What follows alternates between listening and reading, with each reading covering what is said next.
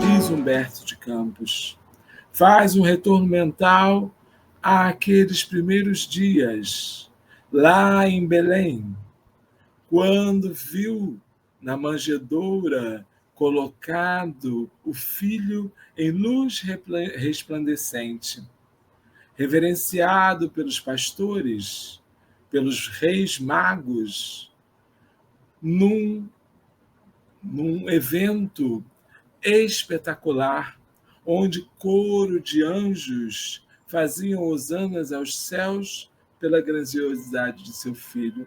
Lembrou-se das emoções de Jesus menino, quando apresentava já a grandiosidade espiritual, acolhendo os enfermos, curando, transformando o pensamento de malfeitores que levava à sua casa.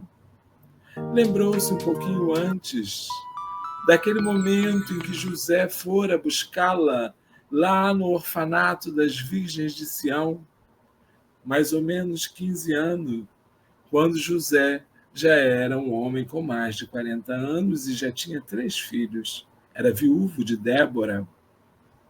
Lembra-se da visita do anjo Gabriel, que, por vidência, já havia experimentado visões espirituais outras vezes.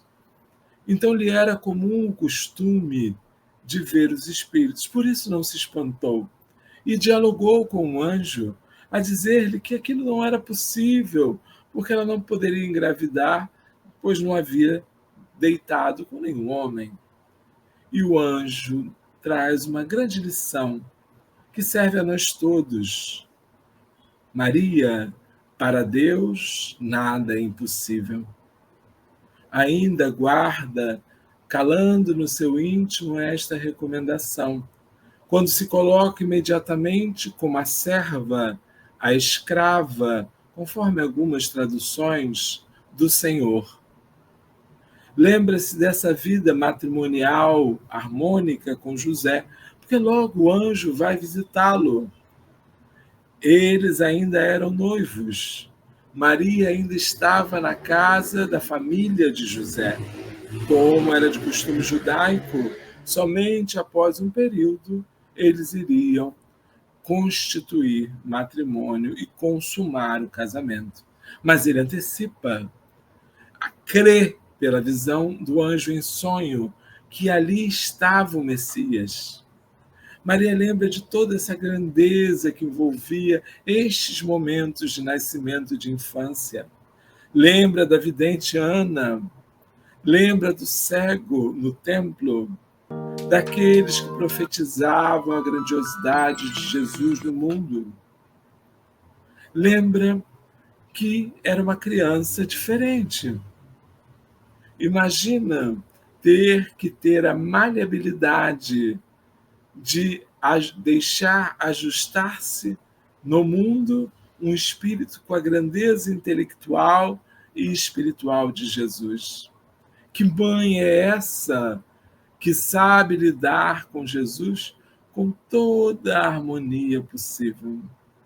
O espírito de maternidade que fez com que ela fosse escolhida pelos arcanos siderais para ser essa composição da Sagrada Família de Jesus, era porque nela a maternidade era algo precioso, por tantas experiências que deve ter vivido no passado, pelas conquistas que este Espírito fez em outros orbes, já que entre nós já se encontrava um Espírito puro.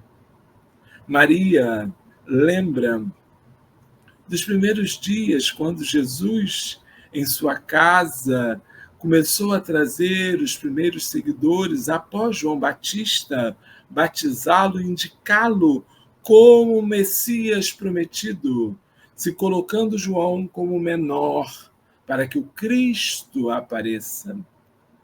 Lembra daqueles momentos iniciais em Caná da Galileia, quando a mãe pede a ele que multiplique água em vinho. Na verdade, que crie mais vinho, porque o vinho do casamento havia acabado. Ele pede que se enche os odres, as jarras que continham vinho e tinham terminado, de água. E essa água é transformada no vinho melhor do que o vinho servido anteriormente, a ponto dos convidados comentarem: como deixaram o vinho bom para o final?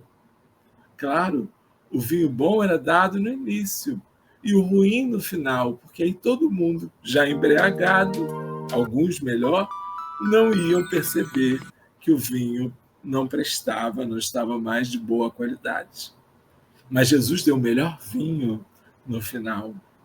Percebeu aqueles primeiros passos do messianato, quando Jesus destaca-se do núcleo familiar, um núcleo familiar com irmãos que eram de José somente, Débora, irmãos que nasceram depois do casamento de Maria com José, irmãos que não viam Jesus com bons olhos, porque Jesus era o sábio, o estudioso, enquanto eles tinham que tocar a vida deles, a vida comum. E Jesus devia ser um pouco o preferido, né? E os preferidos são invejados pelos outros irmãos. É assim hoje, né? Conosco, nas nossas famílias. Assim, chegado a esse momento, Maria sabe que o filho ia para o mundo, que o seu contato com ele durante o seu messianato de 3 anos ia ser muito pequenino.